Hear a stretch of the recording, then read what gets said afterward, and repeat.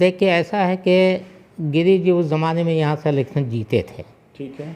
और उस ज़माने में कलेक्टर साहब आए थे यहाँ घर पर, हम लोगों के आए थे और उन्होंने कहा था ये कि ये कॉलेज जो है ये सगाही ताड़ पर जा रहा है, आप लोग चाहते हैं आप इस इलाके में रखने के लिए, तो ज़मीन की ज़रूरत है। तो दादा ने मेरे ज़मीन दे दिया, नाना ने। ये चूँकि मेरे दाना और दादा दोनों अपने भाई थे, अच्छा। फैसला करके ज़मीन दे दिया कॉलेज को। ये सब कॉलेज है। आप देख रहे हैं बिहार आजकल और मैं हूं इमरान अली। शख्स से शख्सियत बनने की कहानी सुनेंगे आप खुद उन्हीं की ज़बानी। Face to face with Imran Ali में हर बार आपकी मुलाकात कराते हैं एक जानी मानी शख्सियत से। इस बार हमारे साथ बातचीत करने के लिए हैं हमज़ापुर के सैयद जसीमुद्दीन उर्फ नेताजी। जसीमुद्दीन साहब न ये कि हमज़ापुर बल्कि शेरघाटी और गया ज़िला में पहचाने जाते हैं। राजनीतिक में दूर तक इनकी पहचान है और बहुत कम उम्र से राजनीति में आए हैं। अगर हमज़ापुर गांव की बात करें तो हमज़ापुर देश के मानचित्र पर एक साहित्यिक गांव के रूप में जाना जाता है। यहाँ के मशहूर शायर कौस हमज़ापुरी और नावक हमज़ापुरी ने इसे देश दुनिया में पहचान दी है और ज़्यादातर लोग इसे शायरों की बस्ती ही के नाम से जानते हैं। और कुछ लोग अगर यहाँ पर रहे भी तो उन्होंने या तो वो आलिम बने, हाफिज़ बने, कारी बने, मुफ्ती बने या टीचर बने, तो ज़्यादातर लोग, लेकिन उनमें से उन सबों के बीच में से सैयद जसीमुद्दीन साहब ने राजनीति में अपनी पहचान बनाई। तो इनका क्या सियासी सफ़र रहा है हम ज़रूर जानेंगे और दर्शकों आपको बताएंगे कि इन्होंने इस हमज़ापुर के माहौल में किस उम्र से राजनीति में जुड़े और इनका जो राजनीतिक सफ़र रहा, सियासी सफ़र रहा, वो किस तरह का रहा। जसीम साहब, आपका इस्तकबाल है बिहार आजकल में। जी शुक्रिया। सर, ये बताइए कि आपकी जो बस्ती है हमज़ापुर, ये नाम लेते ही लोगों के जहन में शायर, अदीब, टीचर ये सब आ जाते हैं। अचानक से आपने काफ़ी शोहरत हासिल की राजनीति में। कई लोग आपको विधायक, सांसद, मंत्री सब लोग जानते हैं। कई बड़ी हस्ती आपके घरों तक आई भी और कई बड़े राजनीति के बड़े योद्धाओं से आपके नज़दीकी रिश्ते रहे। तो ये राजनीति में आने का सफ़र कैसे, शुरुआत कैसे हुआ आपका बचपन में, कैसे, या जो आप जवान हुए तो कैसे आपको लगा कि हमको अब ये शायरी और फ़न और टीचिंग में ना जाकर हम राजनीति में चले जाएं? क्यों, क्या वजह बनी इसकी? देखिए ऐसा है कि राजनीति में आने का सबसे बड़ी वजह एक और ये भी थी कि जितने बड़े नेता थे वो हमारे घर आते थे। कैप्टन साहब, मुश्ताक अली बाबू और तमाम नेता जो इस इलाके से इलेक्शन लड़ते थे तो आते थे, तो उनके बीच में जाना था, उठना बैठना था। तो पढ़ने के बाद हर बच्चों की किसी न किसी सब्जेक्ट में या किसी न किसी चीज़ में एक रुचि होती है जी। मेरी भी रुचि राजनीति की तरफ बढ़ गई। अच्छा, यही एक बड़ा ये हुआ और तो यहीं से मेरी शुरुआत हुई। तो किस उम्र से वोटर को प्रभावित करने लगे? जैसे एक वर्कर के तौर पे जब आदमी काम करता है, पूरी तरह से चुनाव में उतर गए और वोटर को मोबिलाइज़ करने लगे, वोटरों के बीच जाने लगे, किसी उम्मीदवार के लिए चुनाव प्रचार करने लगे, ये कौन सी उम्र रही होगी आपकी? ये 1974 BA करने के बाद। वालिद का नाम हमारे सैयद ज़ैनुद्दीन था, टीचर थे जी। टीचर थे? हाँ। अच्छा। और हमारे दादा भी टीचर थे, हमारे नाना भी टीचर। अच्छा। मेरे दादा और नाना दोनों अपने भाई थे। क्या नाम था उनका? हाजी ज़हीरुद्दीन था और हाजी अजीज़ुद्दीन। दादा का क्या नाम था? दादा का नाम हाजी ज़हीरुद्दीन था। अच्छा। और नाना का नाम हाजी अजीज़ुद्दीन था। दोनों अपने सगे भाई थे। दोनों टीचर भी थे? हाँ, दोनों टीचर भी थे। लेकिन आप करें पूरा घराना टीचर था? हाँ, पूरा घराना टीचर था। लेकिन आप राजनीति में चले आए? हाँ, मेरे चचा वगैरह भी टीचर, मामू वगैरह जो सब सर्विस में थे। हम लोग यहाँ के लैंडलॉर्ड थे, हम लोग की जगह ज़्यादा थी, 40 एकड़ ज़मीन थी, 50 एकड़। महबूब आलम साहब पिंजौरा जो ज़मींदार थे वो भी यहीं आकर के बैठते उठते थे। तो एक सिलसिला था, इसी सिलसिले के तहत जो। तो बचपन की पढ़ाई कहाँ हुई आपकी? मेरी जूनियर क्लास की? मेरी शेरघाटी में हुई। रंगलाल हाई स्कूल से हमने मैट्रिक किया, अच्छा फिर मिर्ज़ा गालिब कॉलेज से हमने बीए किया। अच्छा। तो ये बताइए कि किस उम्र में राजनीति में कूद गए पूरी तरह से? अब लगा कि बस नेतागिरी ही करनी है। ये कूद गए हम 90 या 92 के बीच में, पूरी तरह से? पूरी तरह से। ओ, तो वो मतलब चुनाव प्रचार वगैरह करने लगे? हाँ, करने लगे। तो कैसे, जो क्या मतलब क्या कहानी रही होगी उस वक्त की, कुछ अपनी यादों को बताइए। देखिए, उस वक्त सबसे पहले किस उम्मीदवार के लिए पहली बार एकदम पूरी तरह मैदान में आए? पहले बार सबसे पहले गया जिला का जनता दल का हमको बनाया गया महासचिव। अच्छा, गया जिला का? जी। अच्छा। कौन अध्यक्ष थे उस वक्त? उस वक्त पीर बीघा के थे, देखिए हम नाम उनका भुला रहे हैं, फिर बरौल इंतकाल कर गए। उसके बाद बहुत सारे लोग रहे, राजेंद्र बाबू रहे, रामचंद्र जी रहे, बहुत सारे लोग अध्यक्ष आते रहे। करीब करीब 10 साल हम महासचिव सचिव रहे गया जिला में। उसके बाद जब शकील अहमद खान साहब आए तो कहें कि ऐसा है कि प्रखंड जो है को ज़रा आप संभाल लीजिए और आप प्रखंड के अध्यक्ष रहिए और थोड़ी मेरी मदद कीजिए। तो उस वक्त से 10-15 साल से हम प्रखंड के अध्यक्ष रहे। यही हमारी था। लालू प्रसाद यादव जब यहाँ आते थे तो पहला भाषण शेरघाटी में हमसे ही कराते थे, ये तो आप लोग जानते ही हैं। तो पूरी तरह से किन के लिए आप चुनाव प्रचार में किन के लिए उतरे? हम प्रचार में देखिए सबसे पहले जो हम उतरे, ये भी एक इत्तेफाक था कि प्रचार में पूरी तरह से उतरे आपके रामाधार सिंह के लिए। अच्छा जी, निर्दलीय थे वो? निर्दलीय थे जी। और उनके प्रचार में वो भी आकर के हमको ही पकड़ लिया उन्होंने, कहा कि आप मेरी मदद कीजिए। और उस वक्त डर भी लग रहा था कि भाई इन पर बहुत सारे आरोप हैं लगे हुए हैं, लेकिन फिर भी बीजेपी के अगेंस्ट का जो मामला था और उस वक्त ऐसा मामला चल रहा था और नारा अभद्र नारा जहाँ तहाँ लिखा हुआ देखा था, तो ऐसा लगा कि हमको रामाधार सिंह को ही मदद करनी चाहिए।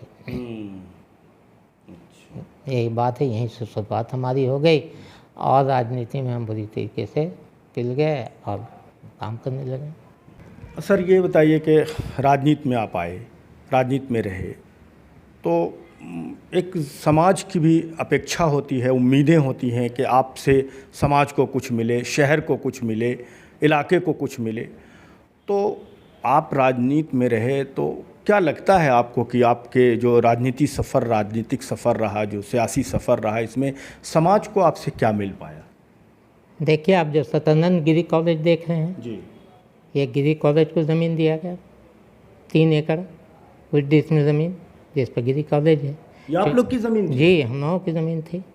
मतलब किसने दिया ये? मेरे दादा ने दिया। आपको, आपके जानते हुए उस वक्त आप कितने बड़े, कितने उम्र के थे? हम अच्छी खासी उम्र थी, यानी वोटर्स थे हम थे। अच्छा, मतलब एक्टिव राजनीति में? हाँ, कॉलेज को दिया। अच्छा। और उसके बाद यहाँ जो प्राइमरी स्कूल है इसको ज़मीन दिया गया 3 कट्ठा। ये जो प्राइमरी स्कूल? जी, उर्दू प्राइमरी स्कूल।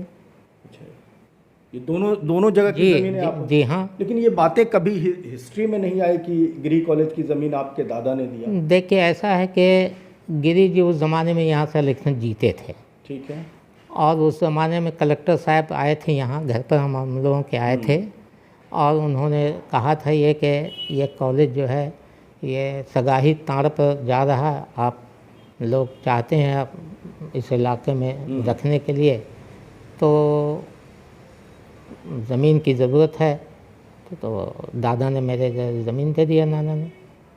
ये चूँकि मेरे दादा दोनों अपने भाई थे। अच्छा। फैसला करके ज़मीन दे दिया कॉलेज को, ये सब कॉलेज है।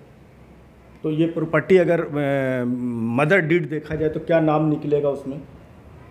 हम मदर डेड में कॉलेज को ज़मीन दी गई? नहीं, किनके नाम से पहले थी प्रॉपर्टी? वो अजीज़ुद्दीन के नाम से थी। अच्छा, दादा? हाँ। अच्छा, और ये जो मिडिल स्कूल था ये भी अजीज़ुद्दीन के नाम से, इन्होंने ही डोनेट किया दिया। अच्छा।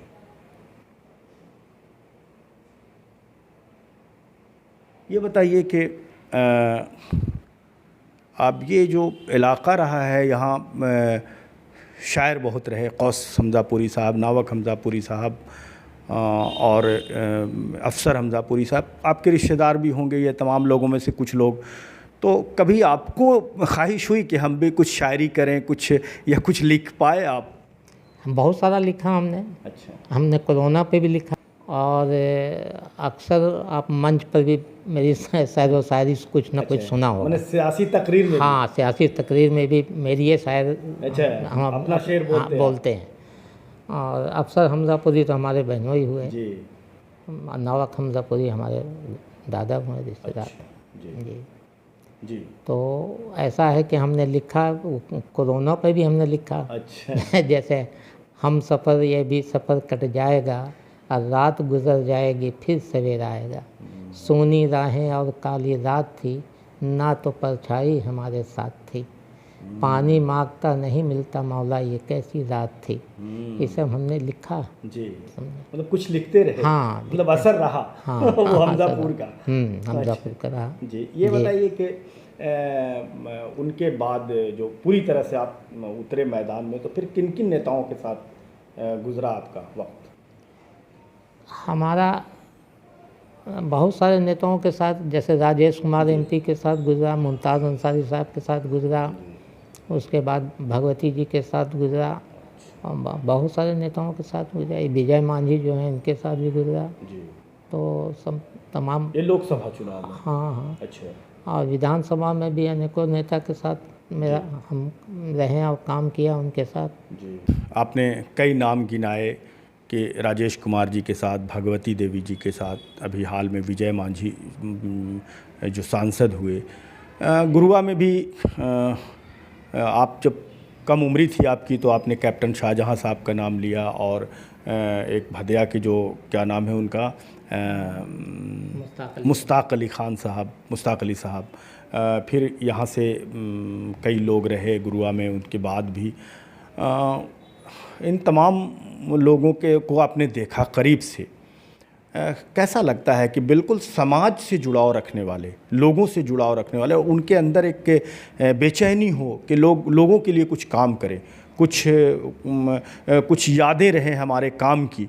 ऐसा कौन नेता आपको मिला इस दौरान, आप जिनसे भी जुड़े रहे, कि जिनको लगता था कि कुछ हम समाज के लिए बड़ा कुछ कर जाएं? इसमें हम शकील अहमद खान साहब जो थे, अच्छा।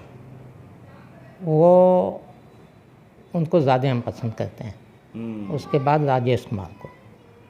ये दो लीडर में ये काम करने की और तरक्की इलाके को ये करने के लिए ज़्यादा शुभचिंतक थे, ज़्यादा सोचते थे। चाहते थे कि इलाके का विकास। हाँ, इलाके का विकास हो।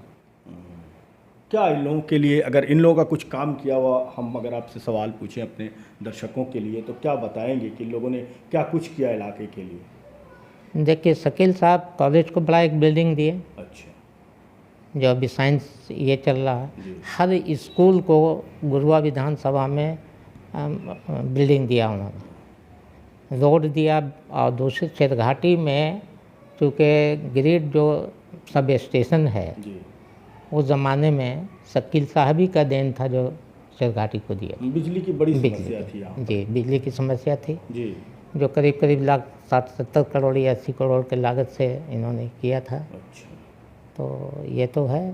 फिर इसके बाद रोड, उस ज़माने में एग्रीकल्चर पे भी ध्यान दिया, जो नहर की कुड़ाई उड़ाई भी उन्होंने करवाया था।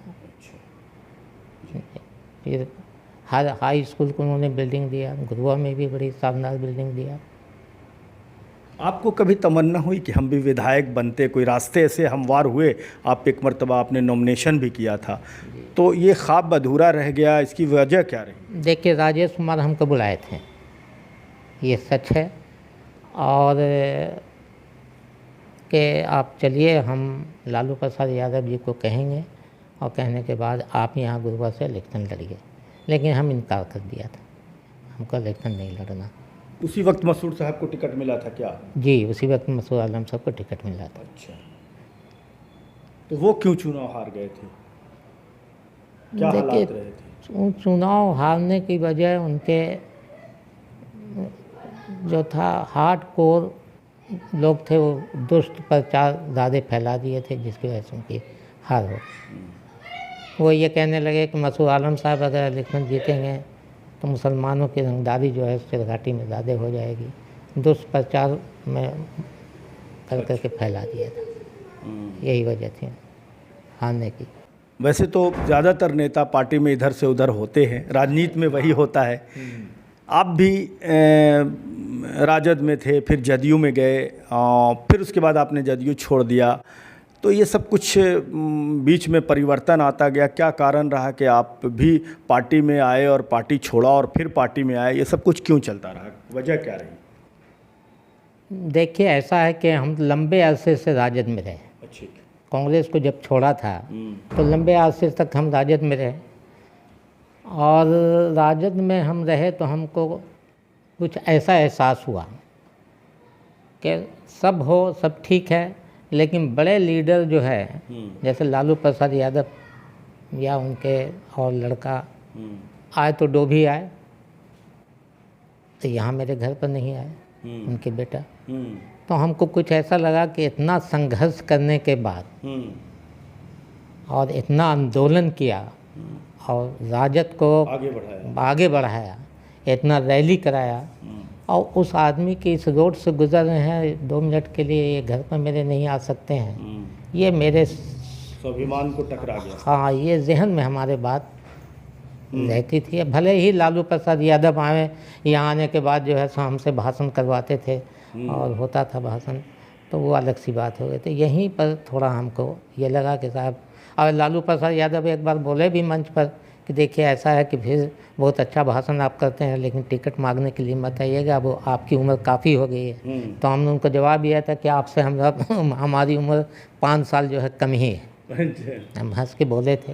और हम ये वादा करते हैं कि हम पटना में कभी टिकट मांगने आपके यहाँ नहीं आएंगे। हम मंच पर ये बात बोले थे। फिर जदयू में क्यों गए? देखिए, जदयू में जा गए हमने वादा कर दिया था विजय मांझी को। विजय मांझी को नेक्स्ट में पहले ही राजद से टिकट के लिए राजद में रहे थे। हाँ, तो कोशिश कर रहे थे कि इनको ही टिकट दिया जाए, लेकिन इत्तेफाक की बात कि पार्टी में भी रहते हुए भी कुछ लोग इधर से उधर रहते हैं, तो उनको टिकट नहीं मिला था। तो जब टिकट नहीं मिला था तो हम ये सोचा कि हम भाई जिसको टिकट मिल गया उसी की मदद करना चाहिए, लेकिन वो इत्तेफाक से इलेक्शन नहीं जीते। तो उसी वक्त हमने उनको कह दिया था कि आप जिस पार्टी में आइएगा तो हम आपकी मदद करेंगे। विजय मांझी को इत्तेफाक की बात कि जदयू से उनको टिकट मिल गई, और वो सीधे चले आए हमारे नेताजी धर्म कांटे पर, और उन्होंने सैंपल दिखाया कि साहब हमको टिकट मिल गई है। तो हम कहा कि हम आपसे वादा 5 साल पहले किया था, हम आपकी मदद करेंगे।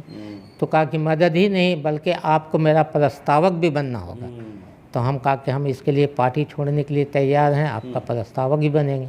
और उनके प्रस्तावक बने और वो इलेक्शन जीत भी गए। तो जदयू को छोड़ दिया फिर आपने? क्या हालात बने जदयू से अचानक अलग होने के? जदयू से हमसे नीतीश कुमार से कोई ये नहीं है, शिकायत नहीं है। और देखा होगा कि यहाँ पर जो इतना बड़ा 3 महीना जो आंदोलन हुआ NRC SCA का, हमने कोई भी तकरीर में नीतीश कुमार के खिलाफ एक शब्द भी नहीं बोला जी। लेकिन हमको कुछ ऐसा लगा कि जो लोकल लीडर हैं, चाहे जो आप समझिए, RCP सिंह ने जो उठाया था लोकसभा में, हाँ, और जो यहाँ पर हैं, इनमें बड़ा भेदभाव दुनिया जहान, इसलिए दिमाग में ये बात है कि अब हमको इस पार्टी को भी छोड़ देना चाहिए। लोकल पॉलिटिक्स में ये वो दुनिया जान, तो छोड़ दिया था। छोड़ कर दिया, मैंने इस्तीफ़ा दे दिया। इस्तीफ़ा देने के बाद आज तक हम राजद में भी नहीं गए और किसी दूसरी पार्टी में भी हम आज तक नहीं गए हैं। हम बल्कि नीतीश कुमार ही बाबू का जो है वो काम करते हैं। मतलब अब जदयू में है? हाँ, जदयू में। पार्टी के पद से हमने इस्तीफ़ा दे दिया था। अच्छा। लेकिन आज हम अपने इलाके में जहाँ कहीं भी है तो जदयू का ही प्रचार प्रसार करते हैं कि आप नीतीश कुमार बाबू को दीजिए। और चूँकि अब आओ महागठबंधन हो गया दोनों के बीच में, यह बड़ी खुशी की बात है। अब आखिरी सवाल, अब जो लोग सियासत में हैं, जो नए जनरेशन अभी सियासत में आ रहे हैं, राजनीति में आ रहे हैं,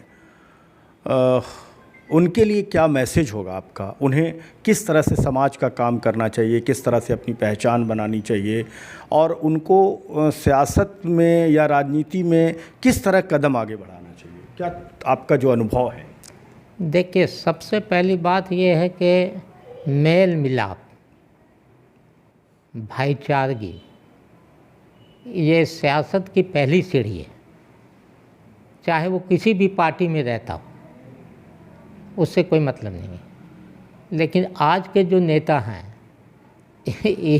बोर्ड लगा लेकिन है, लेकिन वो एक दूसरे से टकराते रहते हैं, एक दूसरे से लड़वाते रहते हैं। यही घातक बात है। तो उनके लिए ये संदेश है कि आप लोगों के बीच में प्रेम, बात बद विचार अच्छा रखिए कि हर लोग के ज़बान से ये बात निकले कि इमरान साहब अच्छे आदमी हैं। जैसा भी इमरान साहब हैं, शेरघाटी में आपकी बहुत ज़्यादा कदर है, पूरा इलाका आपकी कदर करता है, चाहे वो हिंदू हो या मुसलमान हो, या वो बीजेपी का, बजरंग दल का, शिवसेना का हो, या किसी भी पार्टी का हो, ABCD। लेकिन अगर शेरघाटी जाते हैं तो आज तक, चूँकि भाई मेरा आबाई जगह है, हम यहीं के पैदा हैं, यहीं हैं, यहीं पढ़ा, यहीं लिखा, लेकिन जब इमरान अली की बात आता है तो कोई आदमी विरोध में एक लफ्ज़ भी ज़बान नहीं खोलता है, चाहे वो कोई भी ज़ात, कोई भी धर्म का मानने वाला हो। तो यही चीज़ नेता के लिए भी, और ये चीज़ अगर नहीं है तो कभी बन ही नहीं सकता। समाज में ना आपकी इज्जत रहेगी, ना लोग के बीच में आपकी इज्जत रहेगी, और ना आप प्रोग्रेस कर सकते हैं। देखिए, साफ बात है, अगर हम सैंबल लेना चाहते, इलेक्शन हम लड़ना चाहते, तो कब के या तो MLA बन जाते या कुछ हो जाता। लेकिन हम कभी इसमें रुचि रखा ही नहीं, और कभी हम गए ही नहीं कि हमको आप सैंबल दीजिए, हमको आप टिकट दीजिए, हम इलेक्शन लड़ेंगे। हम ओपन मंच पर भी कहा लालू प्रसाद यादव जी को, आज तक नहीं गए हम। आपके दादा सोशल थे, सामाजिक थे, राजनीति में थे, आपके वालिद भी रहे, आप भी रहे। आने वाली जो आपकी पीढ़ी है, उनका क्या इंटरेस्ट है? वो किधर जाएंगे? उनका क्या इंटरेस्ट है? देखिए, आने वाली पीढ़ी जो है, हकीकत बात यही इमरान अली साहब, कि राजनीति में लोग की रुचि दिन ब दिन जो है वो घटती चली जा रही है। वो मेयार नहीं रहा, वो मेयार नहीं रहा, और वो घटती चली जा रही है।